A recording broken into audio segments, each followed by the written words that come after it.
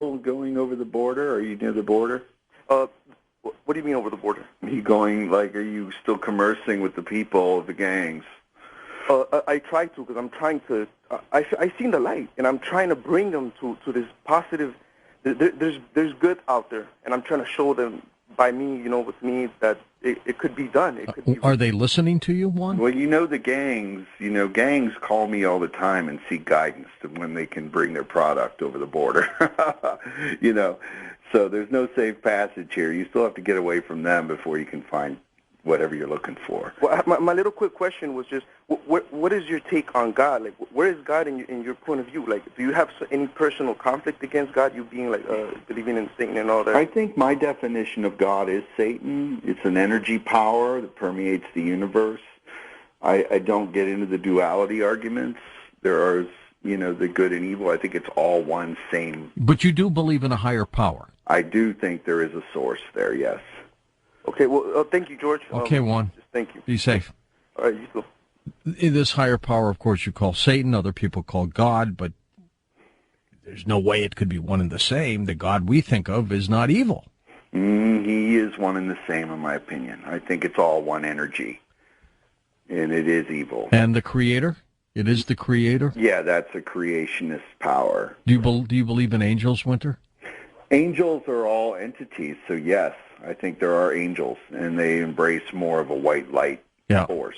And were there fallen angels? There are fallen angels every day. I don't think there was a certain time period for that to occur, although that was embraced in the Bible stories. Let's go to Hollywood, California. It's John's turn. Might know Winter. Go ahead, John. Hi, George. Hi. It's a very interesting night tonight. I am convinced that, the doorway to the path of enlightenment is to the darkness, and that I can prove to you that Jesus Christ is the Prince of Darkness because he was born at midnight, not at high noon. So that changes the whole equation right there, and I would like your guest to give me his take on that. Thank you very much. All right.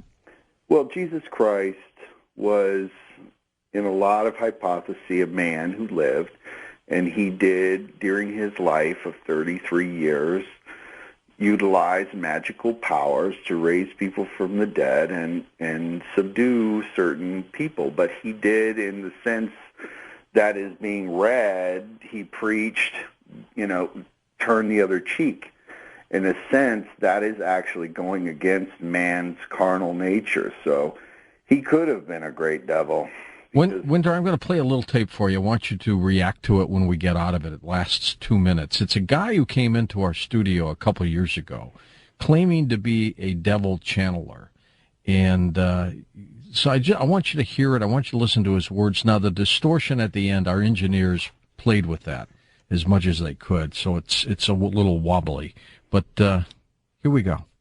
Mr. Kozakov, go ahead and sit down, get close to the mic. We're just going to kind of leave you here and you do what you need to do, okay? My name is Dmitry Kozakov. I was born in 1939 in Moscow. My mother was a practicing witch in the small community that I grew up in. It was during this period that I experienced the supernatural with the one you call Lucifer. At the age of 10, I began experiencing strange things. I would black out and apparently be taken over by this evil entity. I have approached you to talk with him as he has an important message to convey to the world. The fact that you have refused to allow him into your world has infuriated him to no end. The rage is unbearable. You cannot hide from me, and I can reach you whenever I so choose. The message I have for you is clear. We are winning. Look around you. Wars, crime, evil, famine. Are these things of good? No, we are winning. When we were cast down ages ago because of you, we decided to capture your souls. Little did we know how easy it would be. Yes, there are some of you who are righteous, but not many. Not enough to stop us. I shall prove a point to you. Before what you call Good Friday, I shall demonstrate our strength with an event. Our conviction to lead you down the path of darkness will occur. Witness the event, then bow down to me for mercy, and join me then until the end of time. Now, Winter, what the heck was that? I think it's comedy, but it's interesting. I've seen people that have transposed their voices and do things that are different unto themselves, and they need to do that for some reason. Right. What about his message? His message is really relevant. There is some sort of war, and some of those practitioners are really into, the concept of taking over and ruling everything, even though it's an impossibility. I think that there are legions and there are lower levels of demonic powers that are essentially gaming at this, and they enjoy the game, and it's real. Yeah, and you're saying there's like about 100,000 of these people out there in North America? Yes, yeah. And growing. Absolutely. And it's going to occur in many different things, the wars and all these things, but displays of power. Let's see if I can give a display of power. Maybe we could chat on May 22nd, 2011, and after that date, we will have affirmed a display of power. Maybe so. Back to the calls we go. We've got a Skype caller for you, I believe. I hope he's not ready yet. Let's go east of the Rockies. David in McAllen, Texas. Hey, David, go ahead. Hey, I got a little display. I was wondering, just want to know what you thought about September 11th being the actual Christmas date. And the other thing is, with Gabriel Giffords, 2 days before that, a boy was shot in Nogales, Arizona, named Ramses. And, I was very distraught by this. And then, unfortunately, she was shot in the head. I was very distraught. I didn't pray for her death, but I was very distraught that young child was shot. And then greetings go September 11th. She was born on September 11th. Yeah. I'd like to ask you what makes you think that Lucifer doesn't work for Yeshua. She was shot on the Sabbath. All right. There are times when there are those that are under the influence of demonic power will carry out their nature. And there will be signs, and this is obviously one of them.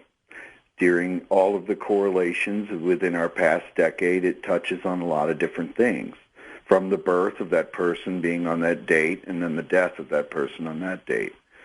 So it shows a significant omen, almost in a sense, it does, of things, and certain things that culminated from that. And I'm really into those kind of signs. And going back to what I mentioned about John Lennon, that was a big sign. And the Dakota, he was in the very building where Polanski shot the film Rosemary's Baby.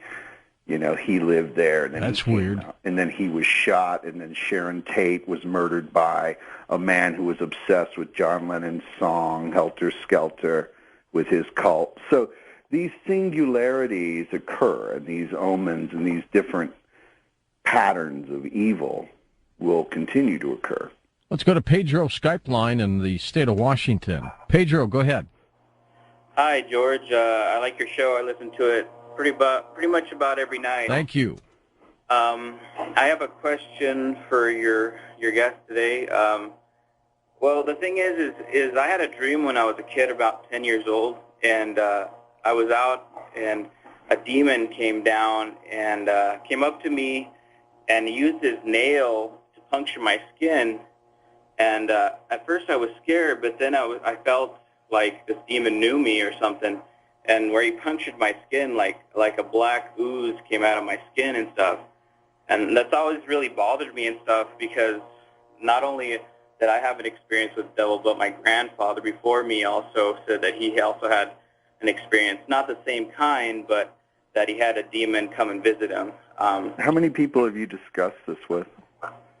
I think you're probably the second person. Other than your grandfather? Yeah. And are you marked? How do I know if I'm marked? I don't know. Do you have a black mark on you where you believe that you were pinched?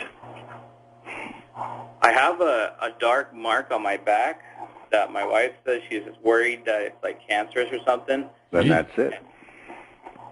Then What does there is that your mean? mark of the devil. How do you get rid of this? It's ancestral. His grandfather knows the answer. Somebody was dabbling in something, and they tapped into a realm. Is your grandfather still alive? No, he died.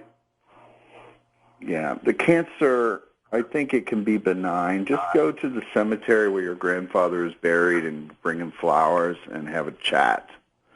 And I think things can be reversed. Okay.